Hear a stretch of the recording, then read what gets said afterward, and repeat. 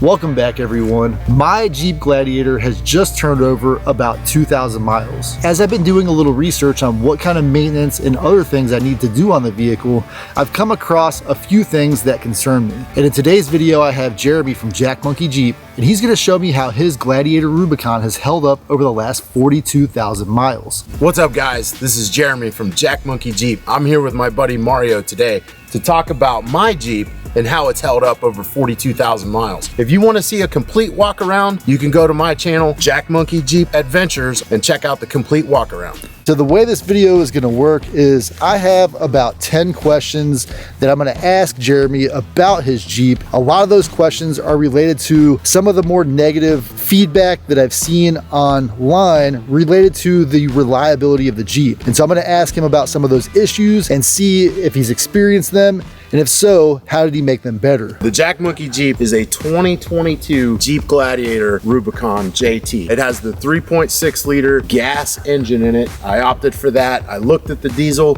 but I felt that that was really the better choice for me. So one of the biggest concerns new Jeep buyers have is something called death wobble. And my brother has a 15-year-old Jeep with 140,000 miles on it. He's never experienced it. It's all bone stock though, stock suspension, stock wheels. And I know that you have some modifications. And so my question is, have you experienced death wobble with your Jeep? That's a great question. And yes, it is definitely a concern. It's a concern with any vehicle that has a solid front axle in the front part of the vehicle. All modern vehicles, especially the Japanese manufactured cars, anything overseas, has what's called an IFS, independent front suspension, where they have different axle shafts that control, and then that eliminates the need for the death wobble. The solid front axle, you have a lot of articulation in that axle, and you have a lot of braces and pitman arms that work to kind of keep everything aligned. So if one thing goes wrong, it can actually cause that death wobble. But I personally, I've not experienced it in the newer Jeep. I've been in some older Jeeps that have started to do it, and typically whenever you realize that your steering wheel starts to shake, you just start letting off the gas, hitting the brake, and slowing down, and that'll take care of it. But you get into real problem if you don't recognize that right away and you stay maintaining your speed. That can be pretty dangerous. In those 42,000 miles, and actually what I really want to focus on is when you got the vehicle, right off the lot, did you have any imperfections, maybe with paint, fit, finish, you know, radio wiring, any of that kind of stuff? Very minor stuff. A couple times a check engine light came on, took it to the dealership under warranty. They just reset the computer. No issues other than that. With the check engine light, did they tell you what that code was or what might have been the possible issue? No, there was no code associated with it. That's why they just reset the computer, and I've never had an issue since. And that was within, I think, the first 1,500 miles that I had it. Actually, it wasn't even that high. The engine has never broke down to the point where I've needed a tow truck. Brand new Jeeps come with a program called the Jeep Wave program, where they do so many miles of maintenance. Can you just tell me a little bit about how that program worked for you? Yeah, so it's a 3-year, 36,000 miles warranty. Was able to get all my oil changes done. I just waited for the light to come on the dash, and then I would take it to the dealership and they would change the oil, reset everything, and then I would ask them, hey, can you look at this, can you look at that? I feel like maybe something happened with the computer. I did have some issues with some of the features on the screen, but that's not affected how the Jeep drives or anything. The dealership says that there's no issue with the computer, and looking at the threads and everything, that's kind of a common thing. Some of the screens is it like a ghost screen? Like a ghost screen, yeah. It's not a screen that's originally programmed, and it just all of a sudden shows up, and I don't know. I've had it now probably for a good 20,000 miles. No issues. So with those oil services, the light comes on. About what mileage were you getting between those service intervals? It's 5,000 miles from when you reset the computer, and there's an actual timer. You can actually see at what point, be predictive and say, I'm gonna need an oil change in the next 2 weeks. Let me go ahead and call the dealership, make an appointment. And as soon as that engine oil life hits 0, you get a little indicator light on your dashboard. It's pretty universal, and you just go in and they just change it out. And then whenever they hit reset, it recalibrates the computer to come back on at 5,000 miles. I just checked my oil last week. My engine only has 2,000 miles on it. My oil looked pretty crystal clear. Do you mind if we pull out your dipstick and see kind of what the color of the oil is? Absolutely, yeah. So about how many miles do you have since your last oil change? I am not sure, but I think I'm about halfway. It's actually not too dark. It's not too bad. It does look a little dark, but you can still see some of the golden brown of a clean oil in there, so not bad at all. I had a huge surprise when I went to check all my fluids last week. My transmission does not have a dipstick. What are your thoughts on that? Coming from being a Toyota guy before I transitioned to the Jeep Gladiator, you know, Toyotas are notorious at the 50,000 mile mark. Either you need to change the transmission fluid or you need to never touch it.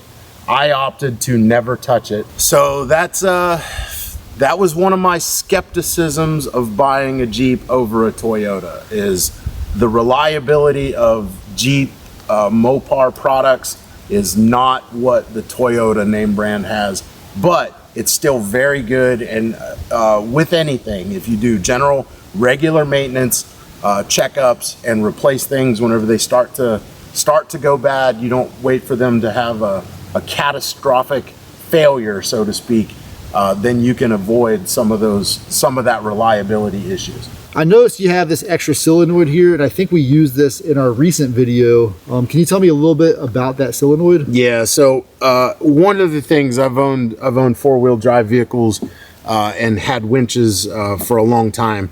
One of the things that kind of upsets me about the winch is the instructions, and a lot of hardcore four-wheelers will tell you to wire it directly to the battery. Now, winches have come a long way. They have safety measures built into them, so you won't have that the risk of having a fire or some kind of electrical short is minimized with the newer winches. But because I got the auxiliary switches in my Jeep and I did some research watching YouTube, I found that there was a way to mount a solenoid as a relay between the battery and the winch, so that I actually have to hit the auxiliary button, it closes the solenoid, so now I have direct power to my winch, and it's not always constantly powered up, which can drain the battery. So that's what I went with here. Now, my fault, I bought the wrong solenoid. This is not a continuous duty. This is a intermittent duty solenoid. So that day when we were four-wheeling and we turned it on and ran the winch out, it burned up the solenoid, and that's why we couldn't actually use the winch. So, but if you look kind of at the wiring on this, I've just kind of bypassed the positive from the winch and then attached it to the positive to the battery. So you see these two wires doubled up. This essentially is just running this wire directly to the battery. And so now if we were to go in and just grab the controller, I could run the winch. I don't have to turn the vehicle on. So some of those older issues, if your front bumper is submerged, is there a risk of a dead short with your battery? There could be, right? Again, water's a very good conductor, but you still have to have metal to metal contact and a circuit going through it, or not metal to metal contact. You get it close with water and it could jump and cause a short. Okay. But the winches as they're made today, they're pretty well constructed. They're closed circuit, except some of the wiring on the outside. But I don't have a snorkel, so I don't plan on getting this thing, in water up over the hood.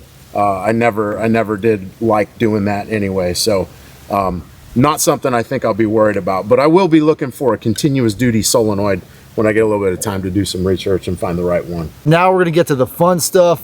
We talked about all the possible issues, which in reality, from what we've discussed so far, I don't think that there's that many issues at 42,000 miles. The reason this is important is that 36,000 mile, bumper to bumper warranty is out. And now we only have the engine and powertrain warranty. So my next question is, what have been your top 5 favorite upgrades since you got this Jeep?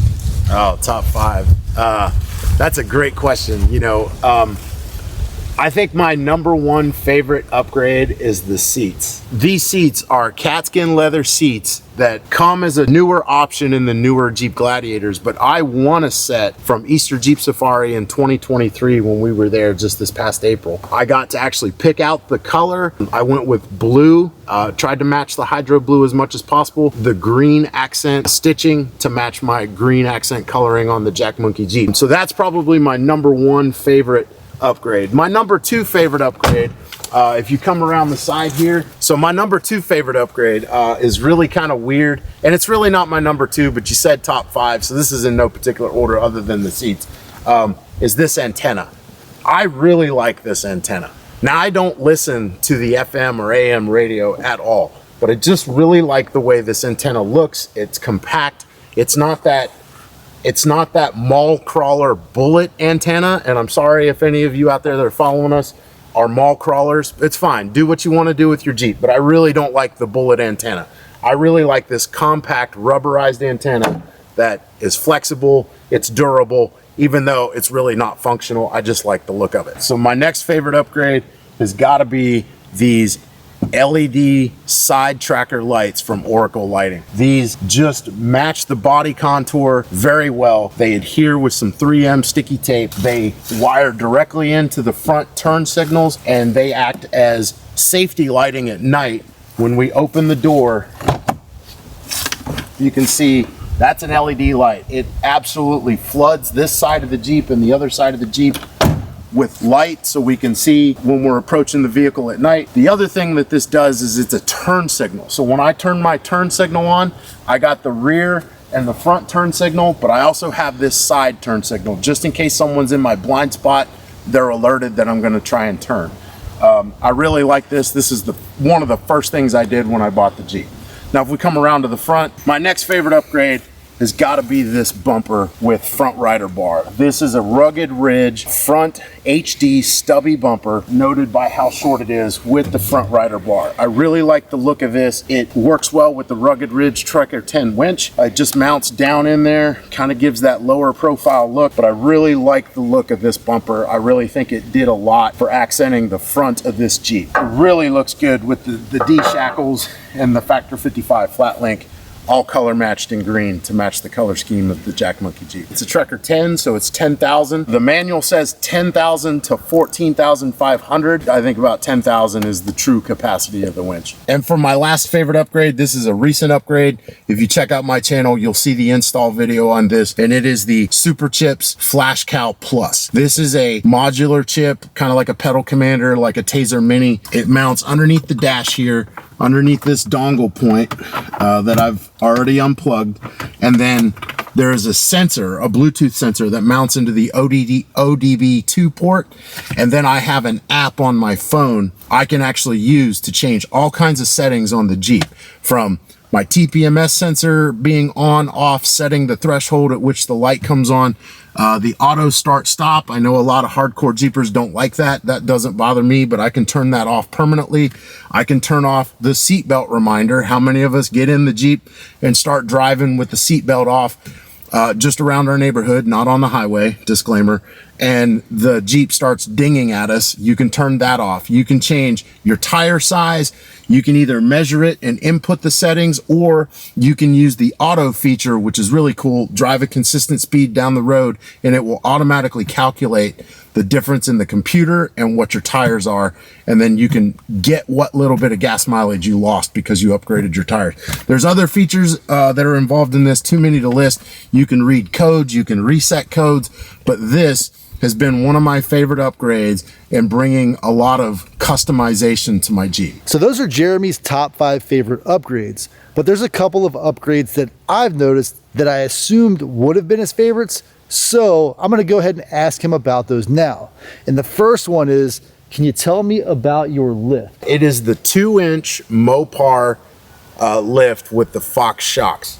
That's an upgradable lift that's made by Mopar. I chose that lift because it actually doesn't void any of the warranties, because it is a straight, they have them in stock at the dealership. You say you want it, you pay the money, and then they put it on, and it doesn't void any of the warranty. And actually, when you look at the research, It's one of the most reliable and sturdy 2-inch lifts on the market. So I just wanted to keep everything as factory warranty as possible. Plus it's a good look. You can see here the Fox shocks on the inside of the wheel well. It's not 2 inches, it's about 1 inch and 7/8 of ride height added by the lift. How much did the lift cost you? I want to say I paid $1,800 for it. Now, the dealership I bought it from, my nephew works at, so I got friends and family discount on that. But it was listed for $1,800 at the time. I think they've gone up just a smidge since then. But I got the friends and family discount. Plus, I didn't have to really pay. I paid him, but I didn't pay the dealership the labor because he just did it at home after hours. So I paid him directly for the labor. So I saved a little bit of cash there. So from this perspective, your tires seem much bigger than mine. And my question is, did your vehicle start with the same tires? If so, tell me about your progression from those tires to what you have now. I did. I started with the Falcon Wild Peaks as like you have on yours. And I knew that immediately I wanted a 2-inch lift and 35-inch tires from the get-go. I looked, my brother helped me find a set. We found an off-brand called Venom Power. And I bought an all-terrain set. He convinced me, I'll throw that out on this channel. He convinced me that 1050s were better than 1250s. And honestly, when I got it, I just didn't like the look. And they were a cheaper tire, so I couldn't fault him for the price, but I didn't like the look of the Jeep. And then when I hit 39,000 miles, I only had about 5,000 miles left of tread on those tires. So they weren't valuable at all. So I decided to go back to Old Reliable and buy my third set of Nitto Trail Grappler mud terrain. This is my third set. I had 2 previous sets on my 2007 Toyota Tacoma, and I got nearly 70,000 miles out of each set, almost double what the original tires that I put on. So I went with the 35 1250 R17 of the Nitto Trail Grappler mud terrains. I actually lost a little bit of gas mileage. Now, disclaimer, I get it, it's a Jeep, it doesn't get the best, but I like to get the best gas mileage out of whatever vehicle I got. So that's why I bought that little Superchips Flashcal Plus to recorrect my computer, and now I'm back to where I was when I first bought the Jeep. So during this video, you've talked a lot about the Toyota Tacoma and how much fun you had with it over about 240,000 miles. Mm-hmm. And so that leads me to want to know whether or not, if you had to buy another vehicle today, would you buy another Rubicon, Gladiator, or would you go back to the Tacoma? And Tacoma just recently announced their newest model, Mm-hmm. that has like the Trail Hunter and all of those TRD Pro models. Yep. So it's really a tough decision. It's not a tough decision, right? The Gladiator Rubicon, even the Wrangler Rubicon, is a much better platform for off-roading, hardcore off-roading. You want to do rock crawling, you want to get into some mud, some serious undulating terrain. The Gladiator Rubicon, not the Gladiator, the Wrangler or Gladiator Rubicon model is by far the better platform because of the solid front axle, and it has more articulation and capability. The Toyota's reliability, I don't think there's anybody that can argue how reliable those vehicles really are. And if you want to sacrifice a little bit of ride quality on the trail, then that's the vehicle to go with. When I bought mine in 2007, the whole purpose of that was to get as many miles on it before I got rid of it. And I truly did. 240,000. I cannot be happier with my Gladiator Rubicon, but only time will tell whether it has the same reliability as that Tacoma had. So I'll double check, but what I really want to make sure is, did you make a solid decision? What would be your next choice? Yeah, I didn't make a solid decision. It's hard. I'm really sold on the Jeep right now. This is like my second one I've owned. I love the idea of the doors coming off, the Freedom panels and the top, and that really sets it apart from any Toyota that you could buy. They both have great qualities, but if I only had to pick one, I'd say today, February 2nd that Jeremy from Jack Monkey Jeep would purchase another Gladiator or Wrangler Rubicon over a Toyota. All right, Jeremy, I noticed you have the towing package on the back of your Jeep here. Do you do any sort of overland camping or have any plans to do any sort of overland camping or vehicle camping with your Jeep Gladiator? Yeah, hey Mario, great question. And I do. I have the front runner rack on the Diamondback cover for my rooftop tent. That's how I started off with some simple camping trips. Haven't really overlanded with it, but yes, we've been out camping that way.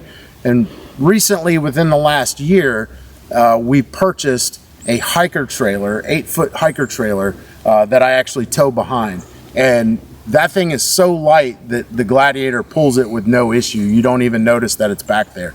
So we've been on multiple camping trips with that, to include Big Bend State Park in Texas, Hot Springs Off-Road Park in Arkansas, and some local KOAs and things of that nature. But I do plan on getting out and off-roading, overlanding a little more than I have in the past.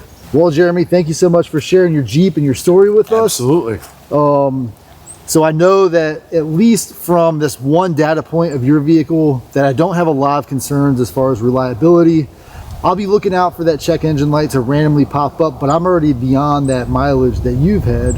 Absolutely. And then I also have not encountered the ghost screen issue yet, so I'm hoping maybe they had a software update or something like that. Anybody else that's watching my channel, what can they see, what can they expect from you in the future? In the future, yeah. So Jack Monkey Jeep Adventures is just getting off the ground. I'm learning how to video edit and do all the things, but upcoming we got a walk around video. I've got an install of the Flashcal Plus Superchips, the Superchips Flashcal Plus. I'll have a walk around of my hiker trailer, and then we'll just get out whenever the weather turns and some of the off-road parks start opening up.